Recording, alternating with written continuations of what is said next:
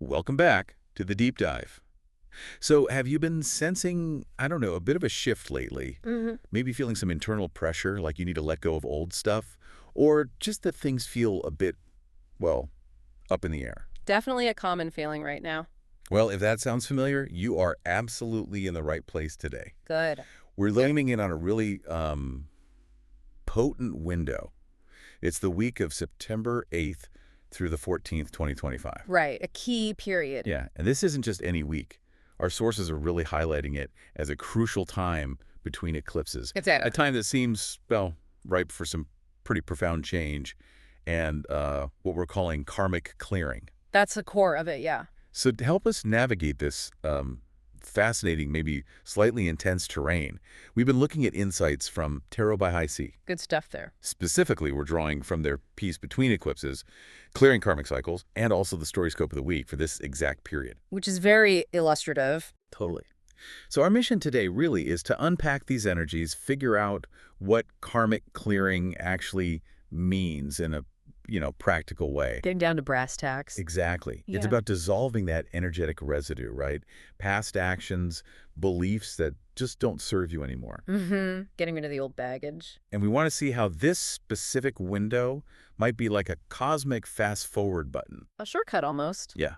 Helping you process and release mental blocks, old patterns, Yeah. stuff that might otherwise take, months or years to sort out. It's like a compressed time for liberation and getting clear.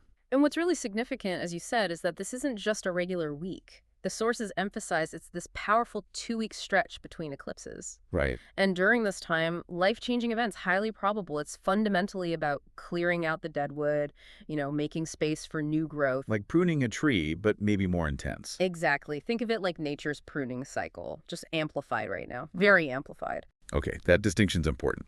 So let's dig into this idea of being between eclipses. It sounds a bit mystical, maybe a little Oh, unsettling. It's used that way. What does that energetic sort of limbo actually feel like day to day? Well, the sources suggest life might seem quite surreal, actually. Surreal. Well, Yeah, you might get this strong sense of things unraveling or feeling untethered, like the ground beneath your feet isn't quite solid, and this wave of energy, it's actively helping wash away our attachment to things we used to cling to, for safety. what kind of things are we talking about? Well, it could be ingrained attitudes, that relentless need to control outcomes. Oh, I know that one. Right. Or rigid rules we set for ourselves, maybe emotional protections that ironically just box us in now. Huh. So they make us feel less safe in the end. Exactly. It's like the universe is gently but firmly prying our fingers open, saying, let go. I can definitely relate to that feeling of shifting foundations. Yeah. It makes me think of that idea that anything on weak footing or standing on iffy ground is probably going to collapse. Like we will, yeah. But how do we know? Mm. How do we tell the difference between something that should fall away and maybe just a temporary wobble we should push through? That's a really key question. And the difference often shows up in those recurring patterns. The patterns. Yeah. The ones that keep bringing you distress or blocking your growth. This period especially is prime time for watching those old karmic patterns play out. Like what specifically? You might find yourself falling back into, say, overanalyzing everything, Guilty. or finding fault constantly in yourself or others, maybe more nervousness, excessive worry. Okay. And a big one is basing your well-being on being able to control outcomes, which, let's face it, is mostly an illusion. Right. Our minds can just easily slip into those old mental ruts this week. We feel stuck in cycles that just don't serve us anymore. The crumbling is often those patterns just failing. That's incredibly helpful. And the sources really push mindfulness practices now, don't they? They do, yeah. Precisely because the mind can get caught like that. And they also suggest using discrimination about news and information we take in, which feels super relevant. Always, but especially now. So to kind of bring this alive, the StoryScope introduces a character named Mira. Her experience really seems to capture these themes. We can follow her through this week in the story. Yeah, that's a great illustration. It describes how, for her, the city had begun to feel strange, as if its streets and alleys had slipped into some dreamlike fold of reality. See, that surreal, untethered feeling we talked about. Exactly. And Mira's personal journey, it really shows these internal old karmic patterns clearly. She felt, the story says, the weight of invisible chains. Invisible chains. Like what? Her need for perfection, endless second-guessing, constantly measuring her worth against impossible standards. Oof. That sounds exhausting. It is. So Yeah. it's not just external stuff happening. It's these deep internal struggles that this energy brings right to the surface. So you can see them. Exactly. So you can see them, acknowledge them, and hopefully release them. It's like a cosmic mirror showing you exactly where those old patterns are active in your life right now. And it's fascinating how Mira's inner world was mirrored outside her. Yeah. The story says the city itself reflected her turmoil. Right. Like buildings that had long stood firm now cracked at their foundations, fences toppled, streets buckled into unfamiliar shapes. Yeah. And this leads her to realize anything built on shaky ground was collapsing, outside and within. That dual collapse, external and internal, feels so spot on. It's like the universe saying, look, what's not stable inside, it shows up out here. But what's really illuminating is that this unraveling, it isn't shown as just destructive, it's purposeful. Okay, purposeful how? The source emphasizes it was not destruction for its own sake. There's a rhythm to it, a cleansing tide moving through. The cleansing tide, I like that. Yeah, and as the old structures fell, they actually revealed hidden gardens, streams, courtyards nobody even remembered were there. Wow. So it shows that underneath what collapses, there's often something beautiful, forgotten, just waiting. A hidden potential. Exactly. A treasure obscured by the old stuff, like cleaning out a messy attic and finding amazing things you forgot you had. And Mira's journey suggests we're all being invited to do the same thing, right? Precisely. She starts shedding her own armor, clearing out these old contracts she made with herself, agreements to stay small, quiet, always dutiful. And for many of us, that might look like, that unspoken promise to always be the strong one. Or the belief that your worth is tied only to productivity. Exactly. Or maybe feeling obligated to relationships that just aren't helping you grow anymore. These are the kinds of invisible chains we need to look at. Makes sense. And this letting go, it's especially vital as we lead up to the solar eclipse on September 21st. Okay, tell us about that eclipse. That specific one is a south node eclipse, right in the very last degree of Virgo. The very last degree. That sounds significant. It is.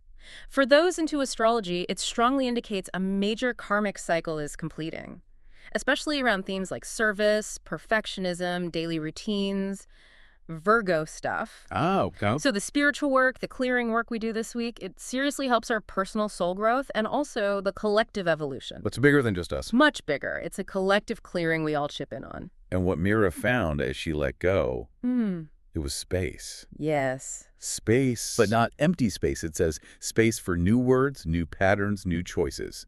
Space to imagine a life that did not hinge on control, but on trust. And that shift, control to trust, that's such a critical pivot in these cycles, moving from that tight grip to more flow, more acceptance. Okay, so let's maybe get practical for a minute. Yeah. How did the daily energies play out this week? Is there a roadmap? There's definitely a flow outlined. Monday, for example, starts with an energy for grief and release. So acknowledging what's leaving. Gently, yeah. Then Tuesday and Wednesday bring fire and action.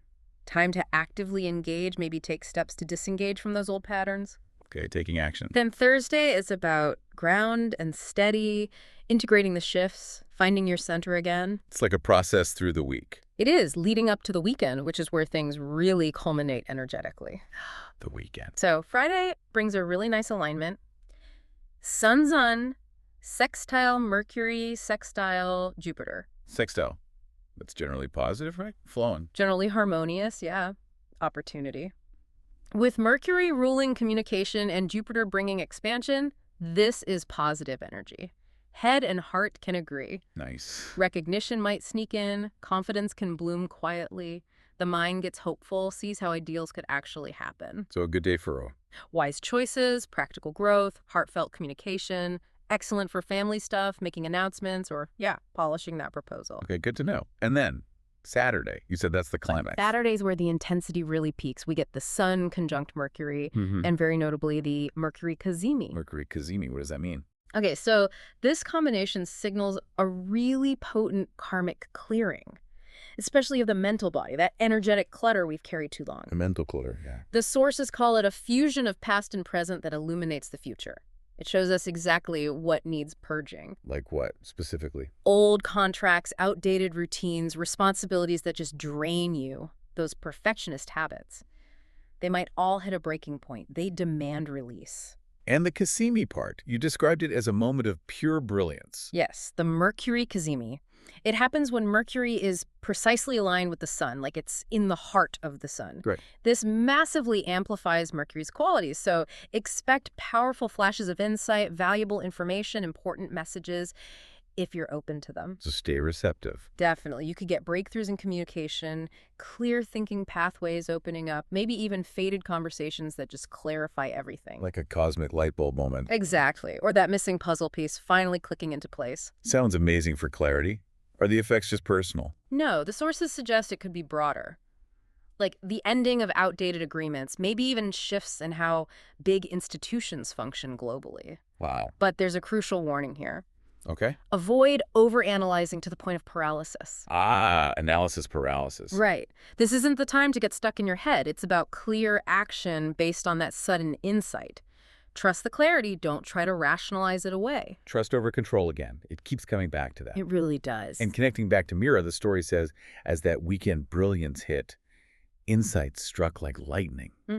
Illuminating conversations, long-stalled projects, the courage to speak truths she had swallowed. See, direct action from insight. Yeah, and even the institutions around her, the school, the council, those rigid systems, they felt like they were trembling too, on the edge of transformation. It really shows how the personal reflects the universal.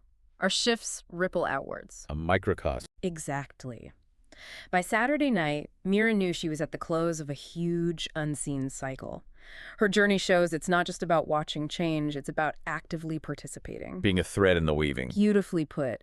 And our efforts right now to consciously instill new patterns of thought, new behaviors, they're super helpful as we move through this whole 2-week eclipse period.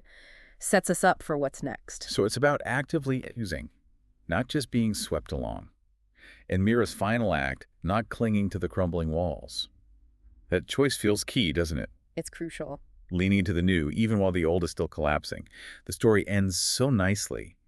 The city breathes with her, alive, reshaping itself into something new. That symbiotic relationship, inner shift, outer transformation. Your change contributes to the whole. So let's bring this all home. This deep dive really shows that this week, September 8th to 14th, it is a profound threshold, isn't it? Yeah. Between shadows and light. It's an intense, maybe unsettling, but powerful opportunity to see, clear, and let go of those old karmic patterns that just don't serve you, especially heading towards that big solar eclipse on the 21st. It really highlights the power we have for our own soul growth. If we embrace the unraveling, consciously let go of needing control, we create real space. Space for new beginnings, for trusting the process, for allowing our real, authentic selves to come forward. It's like an acceleration point for your evolution. So, thinking about all this, Yeah. what does it mean for you, listening right now, if you really allowed whatever feels like it's on shaky ground in your life Yeah. to just authentically fall away this week? What might appear? Yeah. What hidden gardens? What new landscapes? What unforeseen opportunities might finally reveal themselves? And what new patterns of thought? What new behaviors will you choose to put in place? Not out of obligation or control. But out of trust. Exactly. Out of trust in your unfolding journey. Something to definitely sit with. Thanks for diving deep with us today.